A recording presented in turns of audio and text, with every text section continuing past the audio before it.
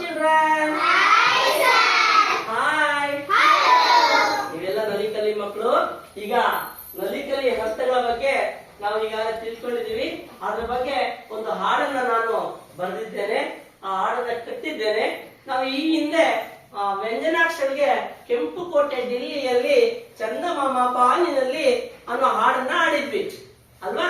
ಅದೇ ರೀತಿಯಾಗಿ ಈಗ ಒಂದು ಹಾಡನ್ನ ಕಟ್ಟಿದ್ದೀವಿ, ಅದನ್ನ ಹೇಳ್ಕೊಡ್ತೀವಿ. ನೀವು ಅದೇ ರೀತಿಯಾಗಿ ಪ್ರಾಕ್ಟೀಸ್ ಮಾಡ್ಬೇಕು. ಓಕೆನಾ? ಓಕೆ, ಹೇಳ್ಕೊಡ್ತೀವಿ. ಹೇಳ್ತೀರಾ? ನೀವು ಈ ಹಂತಗಳನ್ನ ಹೇಳ್ಬೇಕು, ನಲಿಕಲಿ ಹಂತಗಳನ್ನ ನೀವು ಹೇಳ್ಬೇಕು. ಅದಕ್ಕೆ ಹಾಡನ್ನ ಕಟ್ತೀನಿ, ಆಮೇಲೆ ನೀವು ಚೆನ್ನಾಗಿ ಪ್ರಾಕ್ಟೀಸ್ ಮಾಡ್ಬೇಕು.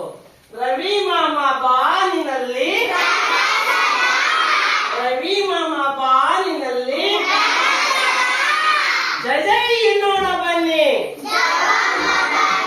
ಜೈ ಜೈ ಎನ್ನೋಣ ಬನ್ನಿ. ಪಾಠ ಕಲಿಯೋಣ ಬಾರ, ಪಾಠ ಕಲಿಯೋಣ ಬಾರ. ಲಯ ಕರ್ತನೆ ಈಶಾ,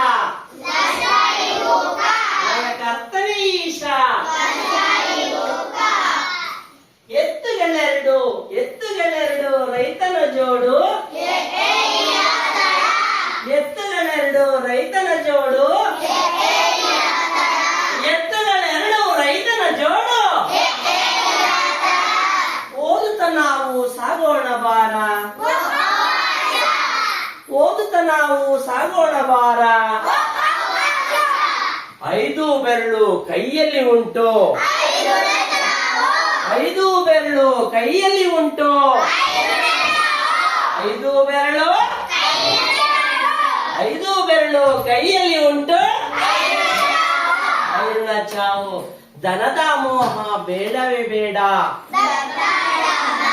ದನದ ಮೋಹ ನಮಗೆ ಬೇಡ, ದನದ ಮೋಹ ನಮಗೆ ಬೇಡ. ಟಕ್ಕರ ಸಂಗಡ ಬೇಡವೇ ಬೇಡ, ಟಕ್ಕರ ಸಂಘ ಬೇಡವೇ ಬೇಡ. ಅಂದದ ಬಾಳು ಬಾಳೋಣ ಬಾರ, ಅಂದದ ಬಾಳು ಬಾಳೋಣ ಬಾರ. ಇವು ರಭಸದ ಹದ ಹಂತಗಳು, ಇವು ನಲಿಕಲಿಯ ಹಂತಗಳು. ಮುಂದೇದು ಯಾವುದು?